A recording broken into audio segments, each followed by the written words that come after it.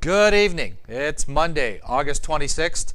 You are watching the Convergence Report. I'm Mike Thomas, live streamed by Knockstrom Digital Media on XE's TV, and we're live streamed right off the Downtown Windsor Business Accelerator at 720 Ouellette. And again, same thing. You can walk by the windows and see us here if you want to do that, or pop in and say hi. Okay, down here. Tonight on the Convergence Report, it's going to be mostly I saw that. I tell you about like my Facebook karma, okay, the thought police, and how Facebook kind of drives what happens throughout the day, depending upon who you follow. There's a lot of news items just flying across it from some of the news agencies on some of the things that are happening in Windsor, some of the things that happened on the weekend, and some of the things coming forward. So we're going to kind of do that. Local stuff, and that's what I was just saying, local stuff last week and this weekend.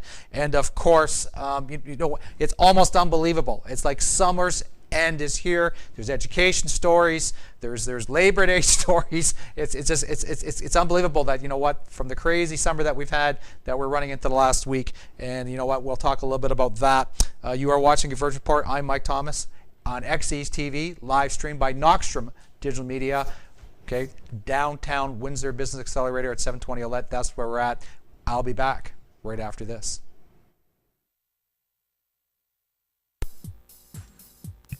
You are watching XE's TV, broadcasting live from downtown Windsor, from the Windsor Downtown Business Accelerator, and this is the Convergence Report with Mike Thomas. We'll be right back.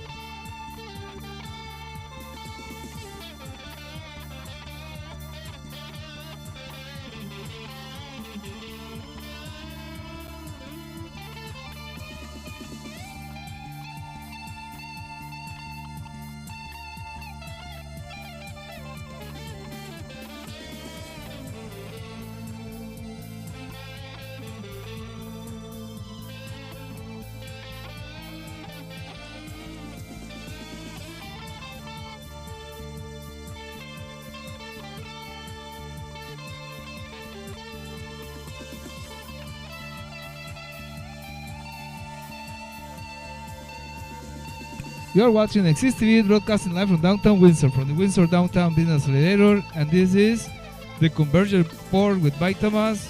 We're back.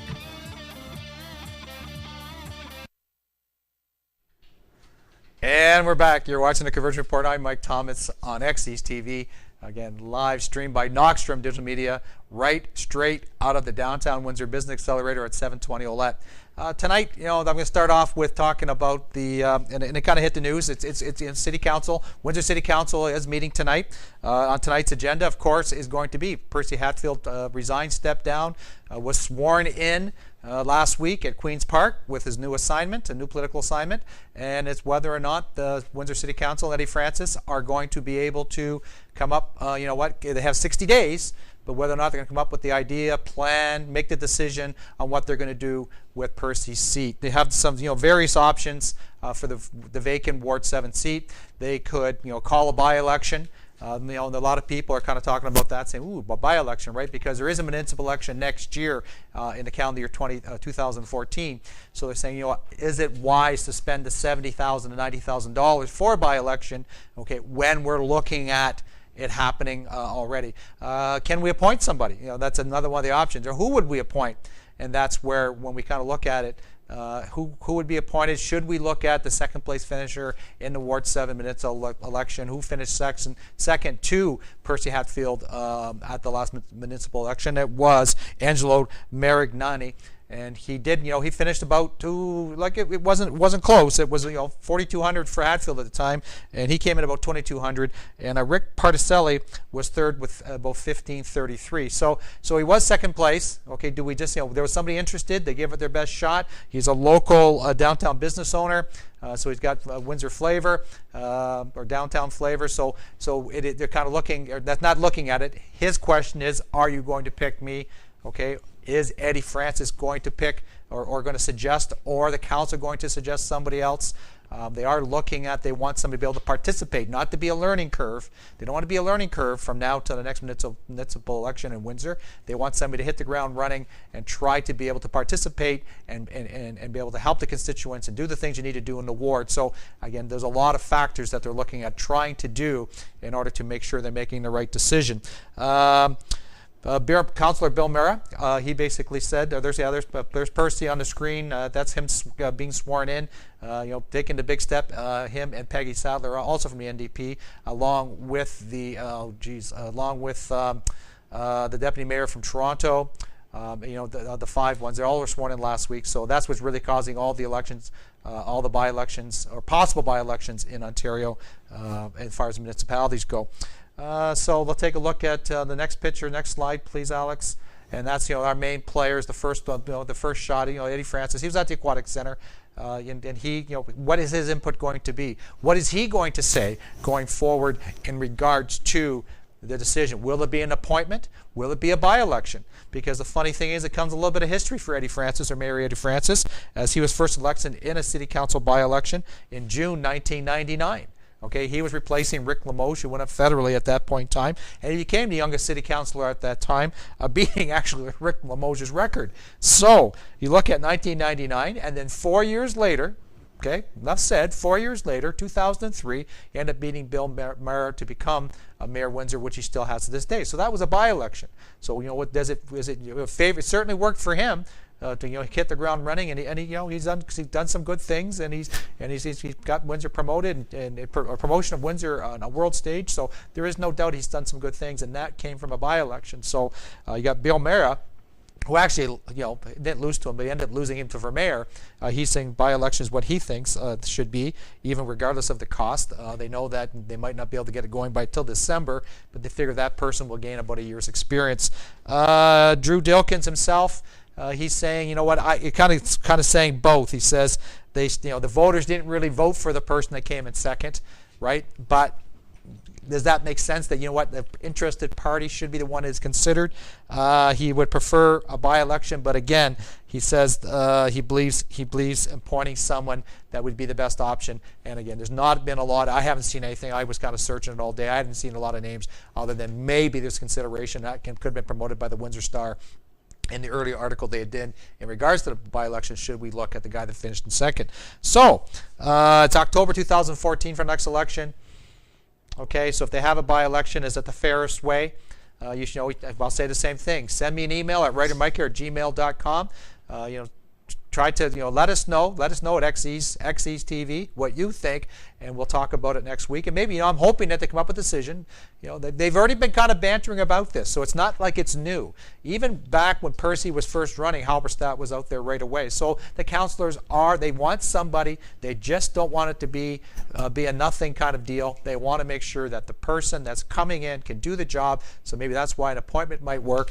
Or again, in all fairness, an electoral process. Okay, do you have a by-election just like everybody else has a by-election? Give that person the fairest opportunity and give them 1 year under their belt, okay, before the next election. So I guess we're going to find out. I will report on what happened at City Council tonight on next week's show. I'm Mike Thomas. You're watching the Convergence Report on XE's TV, live streamed by Knockstrom Digital Media. And again, we're right downtown at the Downtown Windsor Business Accelerator at 720 Ouellette. I will be back right after this.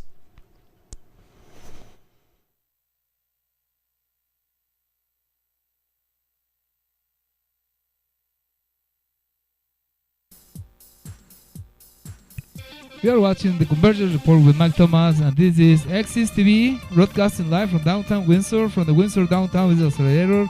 We'll be right back after these messages.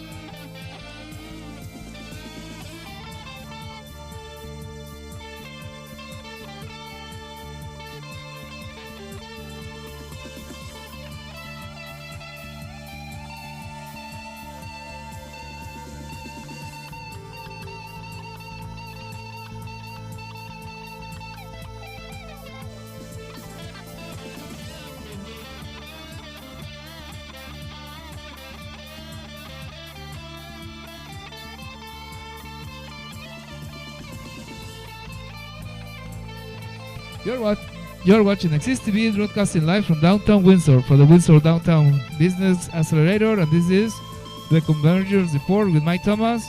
We'll be right back.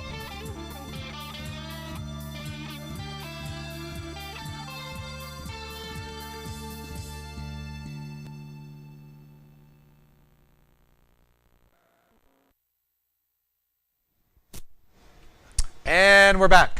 I'm Mike Thomas. You're watching the Convergence Report. And just some of the local stuff that's going on. Again, this was kind of an all day of, I saw that, watching, you're kind of doing the social media kind of review and trying to see what's being talked about, what's being thrown out there. And, from Blackburn News was one, AM 800, CKLW was another one that was really kind of, they were just popping the stuff up on social media today, very quick, very fast. Seemed like a lot of news for Monday, and Mondays have the tendency to be a little bit busy after the weekend. So, anyways, a new hire at WEDC, I call it, or the Windsor-Essex Economic Development Corporation. They're bringing on Ann Miskowski as this new business development officer. Sandra Pupatello, or WEDC CEO Sandra Pupatello, so the new hire will enhance the Development Corporation's presence in the county. Okay, she'll be leaving her position. Miss Miskowski will be leaving her position in Leamington as the municipality's economic development manager. So you see this kind of development. She kind of left the county because she's got ties to the county, but she's going to try to help Windsor and do all that branching. So that is what's going on. The money's already been assigned in the budget, so there's no concern there. And according to Pupatello, so it's going to try to help them kind of figure out what's happening in Windsor-Essex, right, and try to again, I'm not going to say build bridges, but we're seem to be Windsor's doing this and the county's doing that, and what we want to do, if we want we want to make sure we put all that together so that everybody benefits, okay, whether it's tourism, whether it's jobs, whether it's everything across the board, to make Windsor-Essex a more dominant place, okay, in southwestern Ontario. And another one that was kind of popped up, and it was kind of a surprise. It was Sarnia's jail has been given a reprieve, and that's what they were saying at the time. They were saying that it was kind of like it was a newer jail. It wasn't like some of the old ones, like the historical one out in Sandwich Town. It wasn't one that was a couple hundred years or 100 years old or been part of the historical part of Canada. It was relatively new, 180 years newer than most of them. And there was concern. There was concern when they kind of had the mega jail, they call it, opening up in Windsor, and that everybody was going to come down here. Nobody really talked about that. They just thought it was a transfer from a Windsor jail to a Windsor jail. Well, they didn't realize all the prisoners, okay, in local, southwestern Ontario or bottom half of Ontario were all going to be coming to Windsor. So there was no cry there. But they started working on it in the Sarnia area because, again, it's about jobs, it's about job creation, it's about holding on to jobs. It's about having government monies in your community. Okay, so they finally were able to it was a line item to be closed in 2011. Mayor Mike Bradley spoke with the provincial government. He had worked hard. Provincial government has reversed that decision. And Minister of Community Safety and Correctional Services Madeleine Miller, which was in Sarnia today, probably around 2 p.m. I kind of went to check and see if there was anything on there. I didn't see anything popping up at that time, but she was there to make the official announcement today to say that has been reversed, and therefore that jail will stay open. So less pressure on Windsor, less direction to throw everybody toward the Windsor area. Okay, we won't have one big overcrowded institution that we'll have. We'll keep the two brand new one plus one that's a little bit newer. That seems to make sense to me. But then the only thing is at the end of the day, it's not about just having jails. It's about having programs. And from my counterpart on XE's TV, Ashley Nicole, was talking about as far as programs. It's kind of an optional type of thing, and it's something we're going to probably look into in the near future. Is if you go into jail and you're trying to rehabilitate yourself. If you're trying to rehabilitate yourself, especially with these brand spanking new institutions, why shouldn't we not be able to put programs in place to assist the people that have gone to jail to come out and maybe be a better chance of being a productive member of society. So that's again what we're hoping for there. So and one of the big things that seemed to be happening all weekend, there was a plea I talked about in the show a couple of weeks ago. It was about the Essex County food banks, and Alex kind of popped that slide up there for me. And the first one was, and again, and everybody's kind of top. It was on CAW Local 444's website. It was on Facebook. It was AM 800 CKLW that also reported on it. But you know what? It was unbelievable. There was a challenge put out there to support the local food banks from CAW Locals 444 and 200. And you know, they would match things up to $10,000. Well, guess what? At the end of the day, $57,000 worth of cash and food has been collected for area food banks. CEO of the Employed Help Center, June Muir, which he was just so shocked. I said, I can't even believe this. You know what? Maybe it's a sign of us coming out of some of our tougher times, that people are now realizing that there's ones that need help. Open the purse strings a little bit and try to be able to help people out. So that was huge. You know, some people came in and just wrote checks for $5,000 and said, here you go, do something with it. The Muslim community in Windsor donated 1,200 bags of food worth $24,000 total. So this was just fantastic. 16 different food banks in Windsor-Essex will share in the money and the foods. And again, it's so significant. We talked about it a couple weeks ago, I think, on the Convergence Report. Was that we just forget about summer sometimes. We figure, I guess, we could just go hit the cornfields and take what we want, so we don't have to worry about the food banks. But we need just as much assistance in the food banks in the summer as we do around Christmas time, as we do around Thanksgiving, and of course in the dead dog days of winter. So that was so excellent. Have somebody on Facebook that was watching it. Jody Nesbitt said, proud of the CAW, community partners, and of course for Green Shield of Canada for coming together to raise over $56,000 for the community food banks. Keep the challenge going. Let's continue giving, and that's the key point. Don't just go, oh man, they're set now for life. Don't stop. Okay, if you can help out, keep helping out. Find your local area food bank that you want to assist and try to make a difference. Big check for another food bank. It was for the Windsor Homes Coalition for the Kids First Food Bank. Len Dorsers and his wife Arlene presented the food bank with a $5,000 check themselves, and it came from their own foundation. And okay, Shirley Beaton, a tenant advocate for the coalition, the money will go a long way and likely keep their shelves full until Christmas. So again, man, $60,000 over the weekend. And I know that the Corn Fest also did something. Most festivals, most area community-based organizations are trying to collect food because we knew that we were in dire need and having a tough time out there.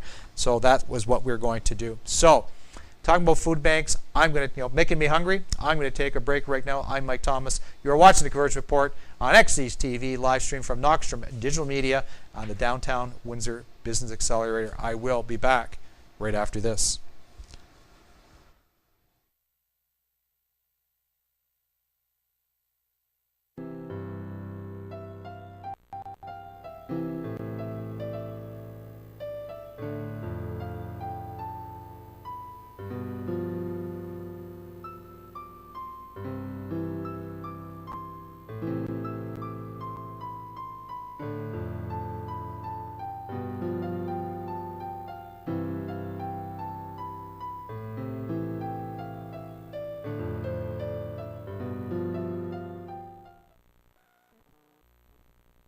You're watching Exist TV, broadcasting live from downtown Windsor for the Windsor Downtown Business Accelerator, and this is the Convergence Report with Mike Thomas. We'll be right back after these messages.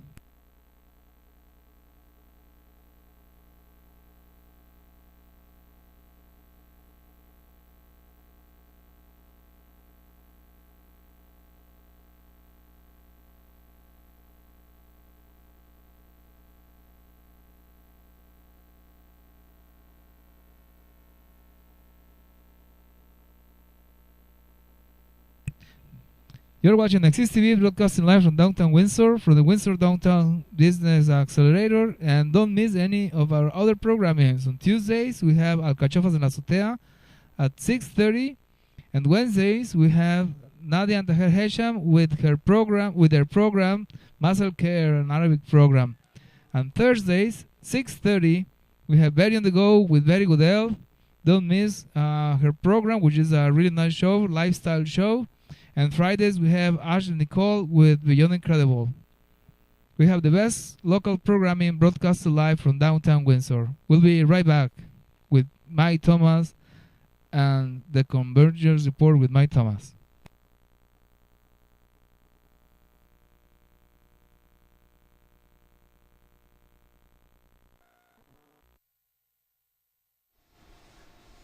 And we're back. You're watching the Convergence Report. I'm Mike Thomas.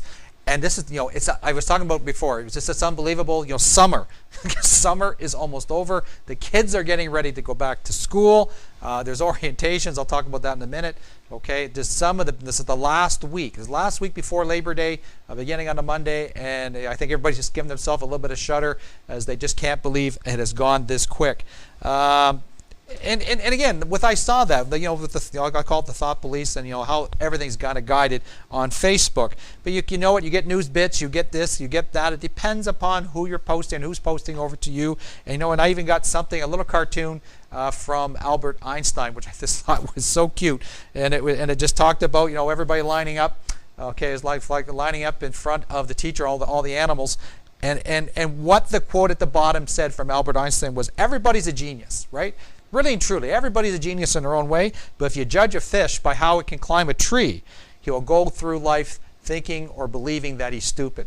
So that is sometimes the problem with our education system, and that we try to stream it, we try to push it a certain way, and if you don't fit into the mold, then you just fall off on a heap, and something like that's got to change, and that's really what we're trying to do there. So as that kind of cartoon, that kind of little bit was there, it talked about, let's try teaching children how to think instead of what to think. And I really believe that's what you need. It's about teachers, okay? It's about teaching, okay? And opening up the mind and finding out where they fall. And not everybody falls. We want the apples, they all fall different ways when they fall from a tree.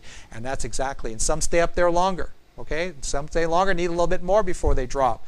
Okay, and that's what you really have to look at.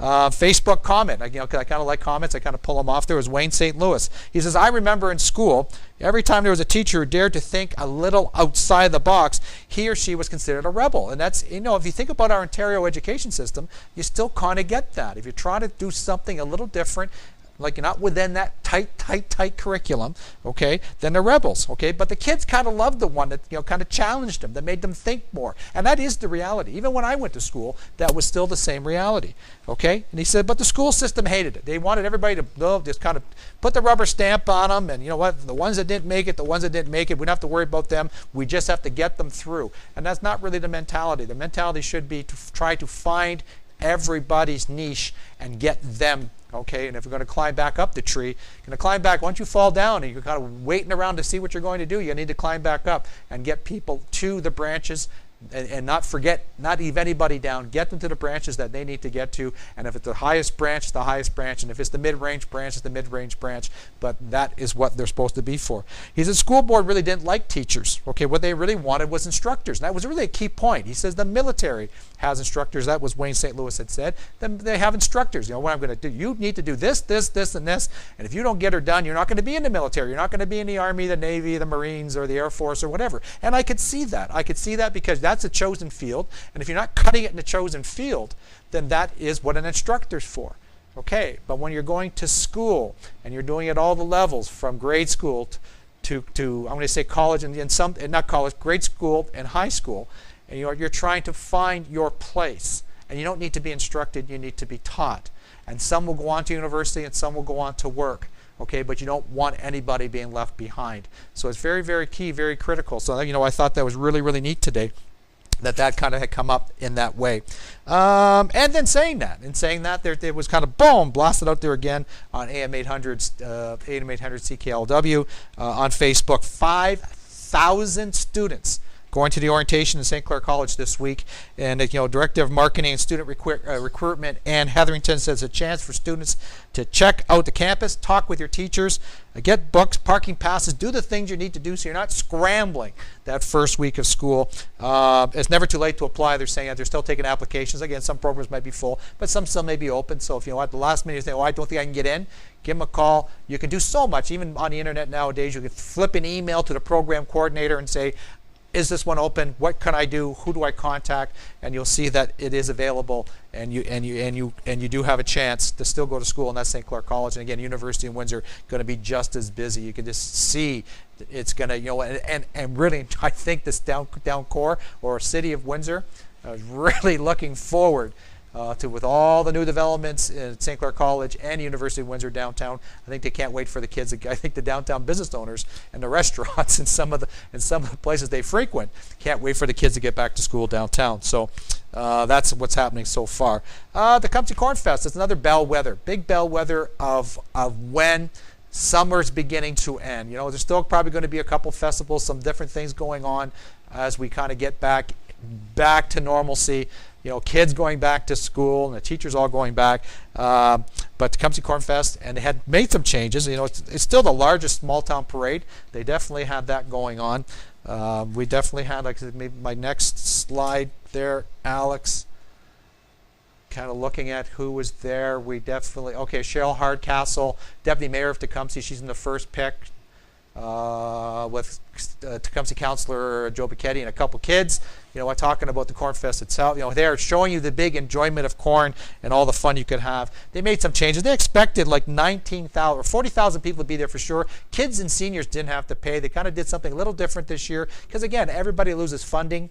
So it cost a toonie. Just cost a toonie to get into the Corn Fest, and to help them raise the extra money they needed to try to keep the same quality acts, to do the same good job they could. It's just again, it's tough. It's tough out there to be able to do that.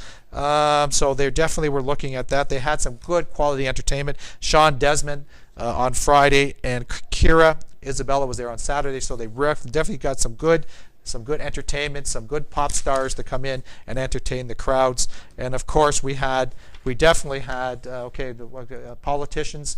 Okay, that's the mainstay. I kind of got the one that you have Mayor Tom Bain.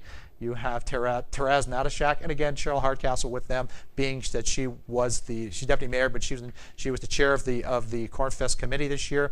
And again, Joe Colmartin was another one that was out there. And in the parade itself, just showing the ones that were walking.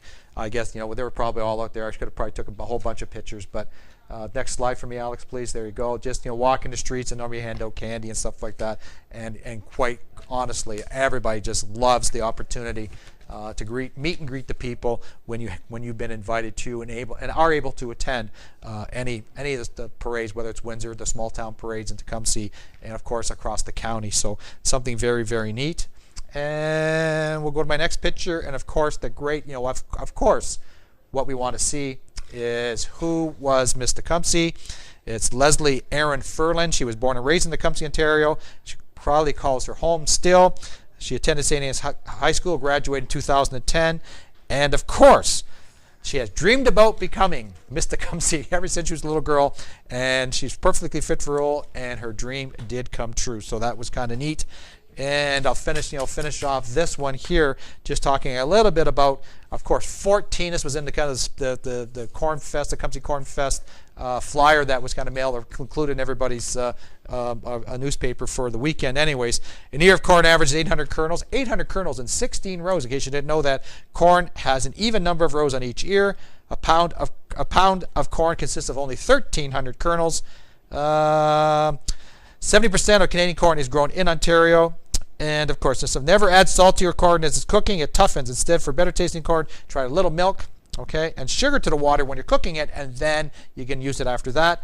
And corn has an incredibly long shelf life.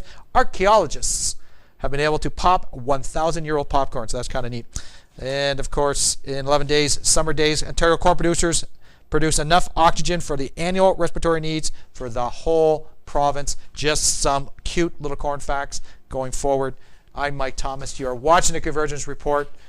I'll be back, and I'll kind of spin it out on the end, but I'll be back to finish up right after this.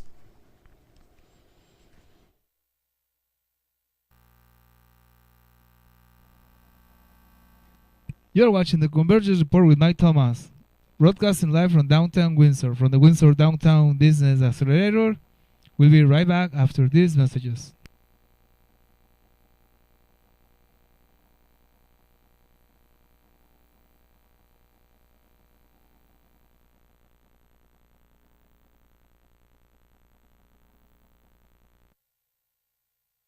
And we're back. You're watching Convergence Report, and I'm going to call it the 3-minute drill. Just some things happening this weekend. Uniforce founding convention, don't miss that. You can kind of see it. There's going to be webcast, some contests. They have some good guests, good hosts. Or Mary Walsh from SCTV, Canadian actress, comedian, activist Naomi Klein. She will also be there, and you can see that at www.newunionconvention. If you want to see videos, you want to follow it, it's going to be webcast. It's going to be live streamed, just like us. Okay, just like XE's TV. So it's going to be a live stream, and it's a combination of two large labor organizations, the CAW and CEP, and this is going to be the big one, and they're going to have a new president again, as Ken Loenza stepped down. On the Monday itself, they're going to finish off this brand new convention with something called Unifest. It's going to be at 6:30. They've got some good local bands, Canada's great bands, including the Stars, Lake Calux, Blackie and the Rodeo Kings, Sister Says, and DJ Headspin. And we'll be hosted by Tash Jesprit. So it's going to be a good party. It is, where's it at? Nathan's Phillips Square, 100 Queen Street West, okay, in Toronto. Also, what you're going to have in Windsor is going to be Labor Day on Monday. I'll be out there, going to be taking some footage. I normally do. And it goes down, it starts at around Tecumseh and Walker Road, and the walk down goes all the way down to Fogler-Furlan, and they have Bebo, the Mad Scientist, mini golf, air bouncing for the kids. It's a family type of event, and I always try to stress, everybody keeps throwing union all over it. This is for everybody. This is labor for people that work, so everybody can come and show up. Don't be afraid.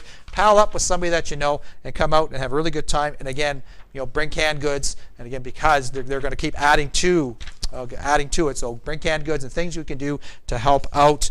And of course, they have a car show. Chuck's Speed Shop is putting on the Windsor Weekend Car Show. Free hot dogs, pop, and water while supplies last. Again, come out there. It'll be a blast. Going to be a lot of fun. And going on to kind of finish it up here, Alex, can you give me my next couple slides?